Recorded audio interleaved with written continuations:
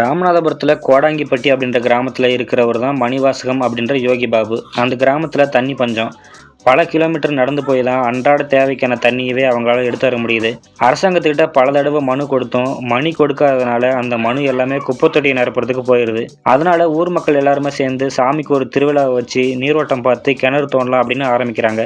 ஆனால் கிணறு தோண்டின இடத்துல ஒரு புதைப்படிமம் கிடைக்குது. இதுக்கப்புறமா அங்கே நடக்கக்கூடிய சம்பவங்கள் என்ன, அந்த ஊருக்கு தண்ணி கிடைச்சதா இல்லையா அப்படின்றதான் இந்த கிணத்தை காணும் படத்தோட கதை.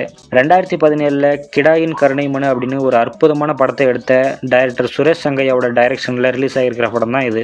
துரதிருஷ்டவசமாக சுரேஷ் சங்கையா இன்னைக்கு நம்ம கூட இல்லை. அவரோட மறைவுக்கு அப்புறம் தான் இந்த படம் ரிலீஸ் ஆகிருக்கு. கிடாயின் கருணை மனு மாதிரியே ஒரு டிஃப்ரெண்ட்டான பிளாட் தான் இந்த கிணத்தை காணும். பட் ப்ரெசென்ட் பண்ண விதத்தில் நம்மளை ஏமாற்றிட்டாங்க.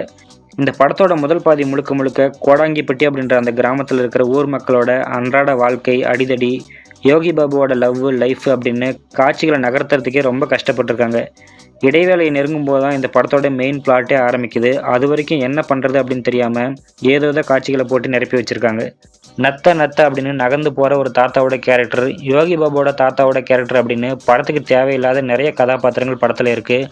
அந்த கதாபாத்திரங்களுக்கான காட்சிகளும் நிறைய இருக்குது. சோகமான காட்சிகளை தொடர்ந்து காமெடியான காட்சிகள் வரதால இவங்க சொல்ல வர எமோஷன் டைலூட் ஆகி ஆடியன்ஸ் கனெக்ட் பண்ணிக்க முடியாத அளவுக்கு காட்சிகள் நகருது. ஹார்ட் பிரேக்கிங் மொமெண்ட் மாதிரி ஒரு காட்சியும் வருது. ஆனால் அந்த காட்சியுமே கூட நமக்குள்ள எந்த ஒரு அதிர்ச்சியும் தாக்கத்தையும் ஏற்படுத்தலை அப்படின்றதான் சோகமான விஷயம்.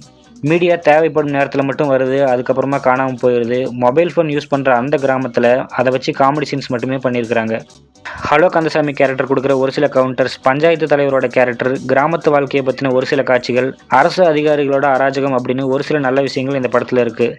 இன்னும் ஆழமாக இந்த விஷயங்களை சொல்லியிருந்தா மண்டேலா மாதிரியோ இல்லை ஜோக்கர் மாதிரியோ நல்ல ஒரு பொலிட்டிக்கல் சட்டையராக இந்த படம் வந்திருக்கும். ஆக்டிங்கில் யோகி பாபு அவரோட யூஷுவல் கேரக்டர் இருந்து விலகி கதைக்கு ஏற்ற மாதிரி நடிச்சிருக்காரு. ஆனால் ஒரு சில பாடி ஷேமிங் டைலாக்ஸை மட்டும் தவிர்த்து இருந்திருக்கலாம். ரேச்சல் ரெபேக்கா, ஜார்ஜ் மரியன் மாதிரி மற்றும் பல துணை நடிகர்கள் எல்லாம் படத்தில் இருக்காங்க.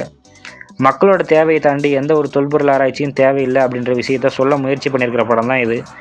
உங்களுக்கு வில்லேஜ் சப்ஜெக்ட் படம் பிடிக்கும் அப்படின்னா இந்த படத்தை நீங்கள் ஒரு முறை ட்ரை பண்ணி பார்க்கலாம். இந்த படத்தை நீங்கள் ஃபேமிலியோட பார்க்கலாம். எந்த ஒரு ஆபாச காட்சியுமே இல்லை. இந்த படம் இப்போதைக்கு தியேட்டரில் மட்டும்தான் ரிலீஸ் ஆகியிருக்கு. பார்க்கணும்னு நினைக்கிறவங்க தாராளமாக